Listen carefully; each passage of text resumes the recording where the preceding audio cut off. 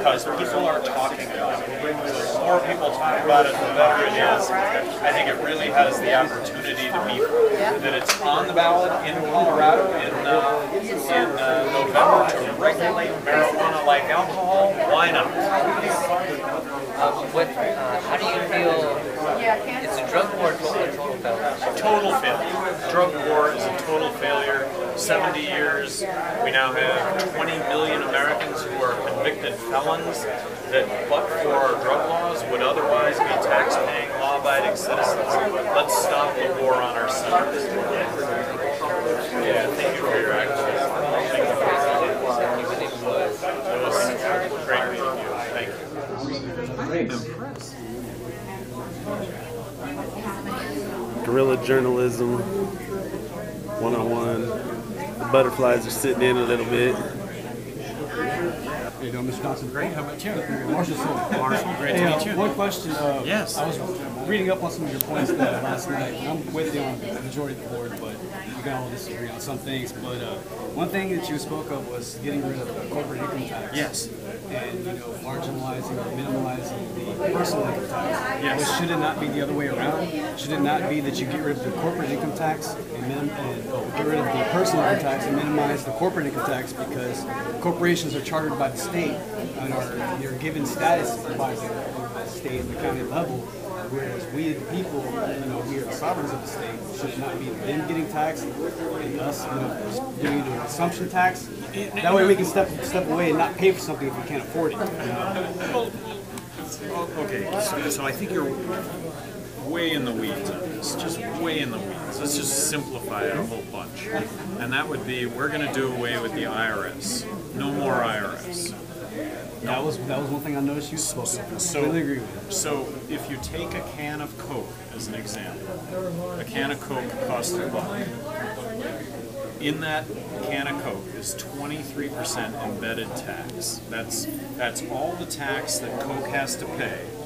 And now they're passing, that's all the corporate tax, corporate income tax that Coke pays. They're passing it on to you. Right. And just you're like paying. sales tax. Exactly. We're not selling anything, we're buying, but yet we still pay a sales tax. Yes. Yeah. That doesn't make any sense. Well, that maybe, okay. So the can of Coke, if you do away with corporate tax and income tax, do away with all federal tax and replace it with one federal consumption tax, that can of Coke will sell for 80 cents instead of $1. You'll apply the 23% consumption tax to it, and it'll end up still costing $1. Right. So here it is, you don't have to pay any more income tax. Corporations don't pay, because if corporations pay tax, you're going to pay for the corporate tax. So that's, is that? It does, but it's one of those libertarian arguments that would be like, well, if it's a fictional body here, shouldn't they be taxed and not us, the people who actually produce for the corporations? But the reality is that taxing them taxes us. Do you have an opinion on the constitutionality of income tax and the argument? It's constitutional because of the 16th Amendment. The fair tax as a package dictates that the 16th Amendment be repealed 6 years after the passage of the fair tax, and that if it's not repealed, then the whole bill reverts. But isn't anything, I can't remember if it was Mayberry versus Madison, but any law that's repugnant to the Constitution is thus null and void on its face?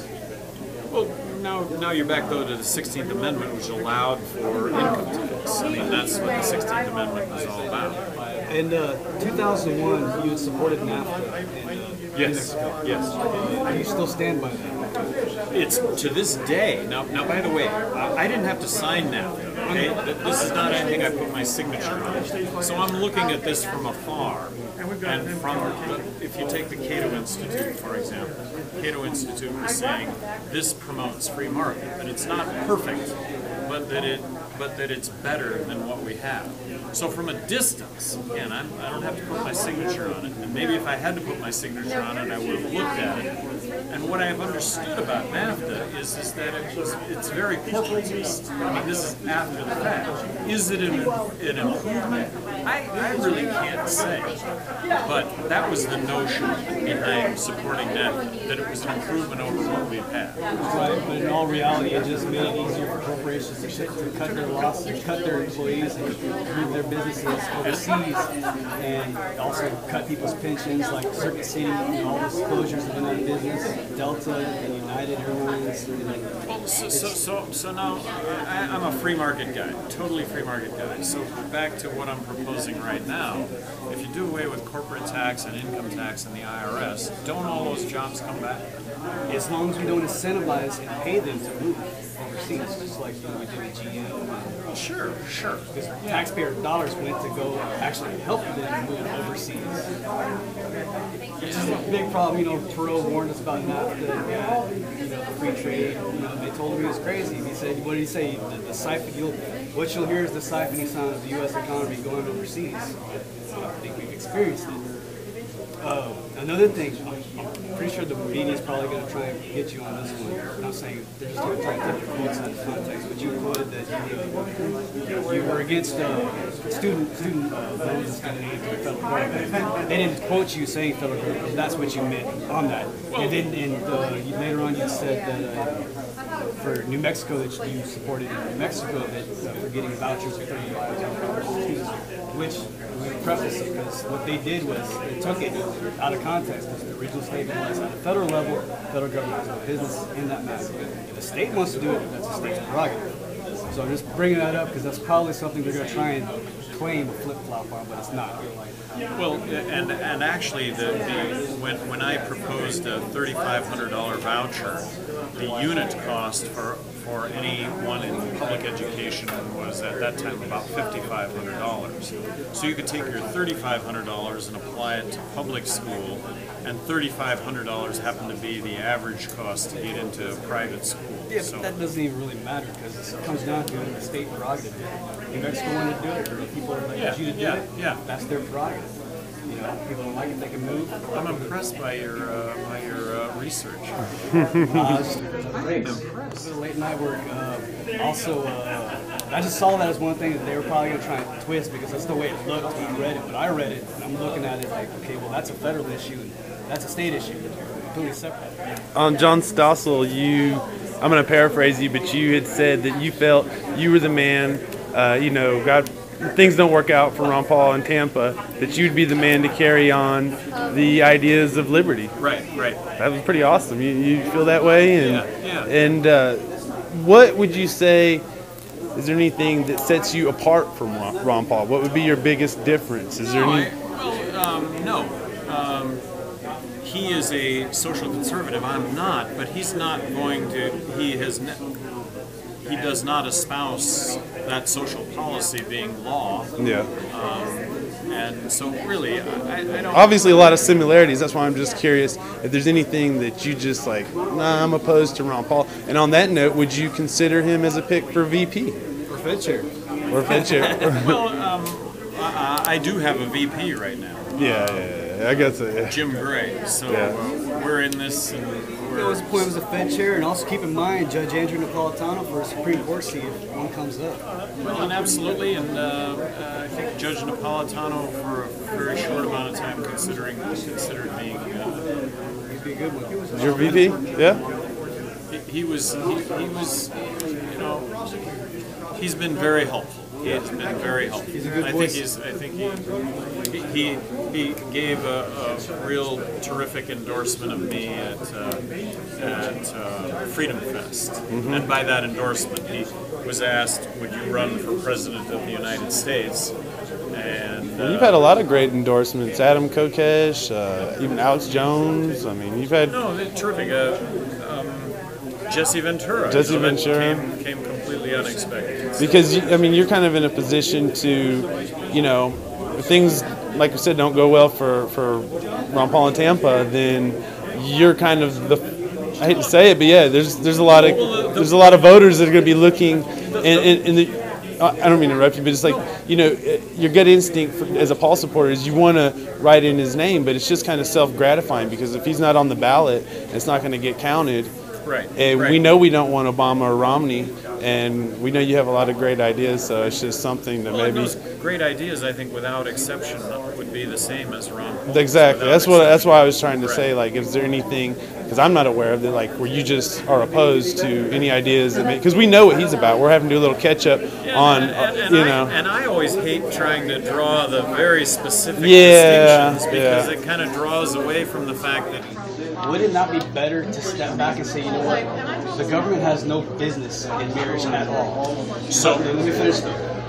It would be better off to allow personal unions to take place under contract. Personal contract, we go for a notary, say we're getting married, and go file it with the county or state record, instead of having the state this being a political issue. It's a tar bait.